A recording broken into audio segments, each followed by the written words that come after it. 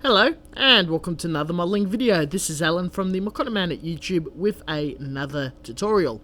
Today, by popular demand, I'll be reviewing and demonstrating the use of Tamiya liquid surface primer. It comes in grey and white. I'll be demonstrating the use of grey through a standard 0.3mm airbrush. It is a lacquer based paint, unlike its acrylic range, and will require standard lacquer thinner to thin it. As this primer contains a microfiller and can be difficult to airbrush, causing blockage or all sorts of faults, following these tips step by step will ensure easy use every time. First, with the bottle, I open it and stir it thoroughly with a metal rod or a bamboo skewer, close it and shake it up to make sure I've got an even mixture of paint, sediments, thinner and additives. Do not directly add to airbrush. Empty a small amount into a small tray or container. Mix 50-50 with lacquer thinner, can be brand or no-name brand. Mix thoroughly.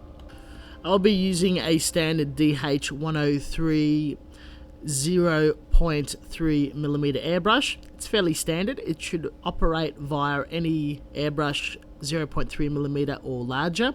Make sure it's well maintained. You clean it quite regularly. Though just before you spray it, I highly recommend the removal of the nozzle at the front and poking the back of the needle to see if you can come across any lint or gunk.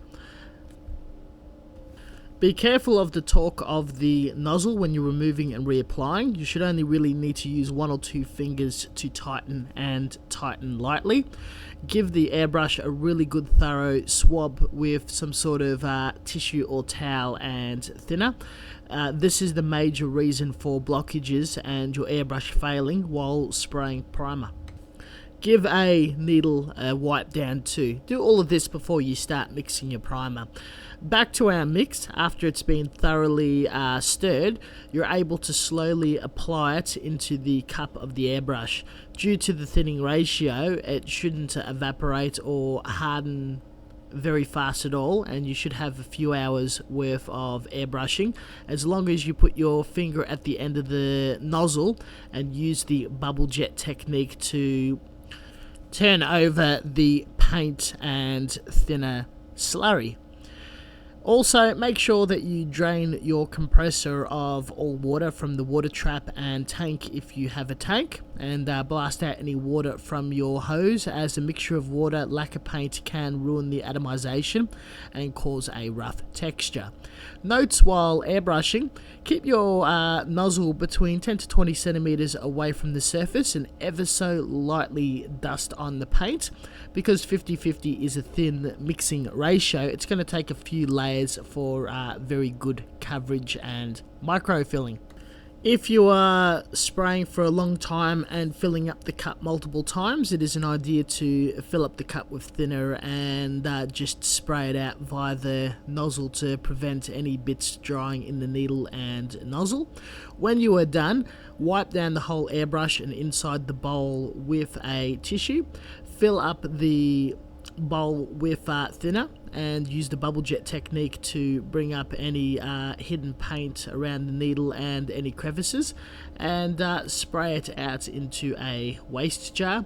Remove the needle and give that another wipe down so you're free to use other paints in the future without clogging. As extra precautions, when you're completely done spraying, add a tiny bit more thinner, a few drops, and spray it out until the bowl appears to be completely clear of any contamination of paint. I am a big fan of airbrushing Tamiya primer in this manner and using Tamiya primer. It's quite smooth, and used correctly can produce quite a smooth and flat finish.